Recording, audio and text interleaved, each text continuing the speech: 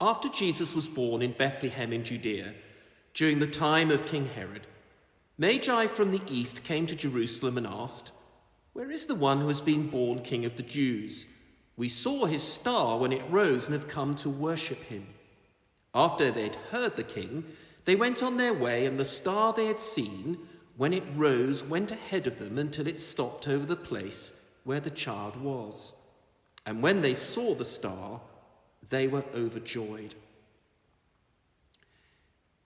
In his gospel, Matthew describes a mysterious star that leads the Magi to Bethlehem.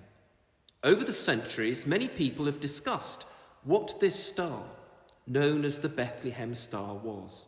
You see, some say it was a fable, others say it was a miracle, whilst others have got it confused with the North Star, but many astronomers now believe that the Bethlehem star was a famous celestial event. Those who believe that the Bethlehem star is a fable suggest that Matthew simply used the star as a literary device to announce the arrival of Jesus, the coming Messiah, who was also known as the light of the world. Others have argued that the Star of Bethlehem is a miracle, either a light that God commanded to appear supernaturally, or a natural astronomical phenomenon that God miraculously caused to happen at a particular time in history. You see, many biblical scholars believe that the Star of Bethlehem was a miracle in the sense that God arranged parts of his natural creation in space to make an unusual phenomenon occur. God's purpose for doing so, they believe, was to create a portent, an omen or a sign that would direct people's attention to the birth of Jesus, his son. Astronomers have debated over the years if the Star of Bethlehem was actually a star, or if it was a comet, a planet, or several planets coming together to create an especially bright light.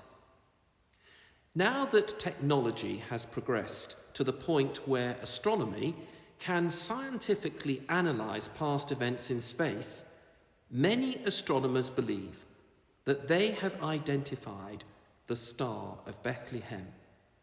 You see, in his book, The Star of Bethlehem, An Astronomer's View, Mark Kidger writes that the Star of Bethlehem was almost certainly a nova that appeared in mid-March 5 BC, somewhere between the modern constellations of Capricornus and Aquila.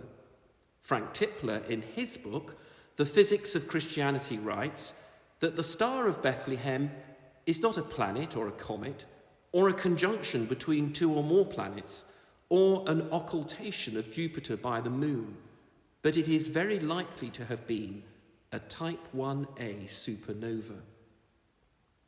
So, the Star of Bethlehem probably wasn't a literary device, nor was it the North Star, which is a bright star that is commonly seen during the Christmas season, but is very likely to have been a supernova that appeared in mid-March 5 BC.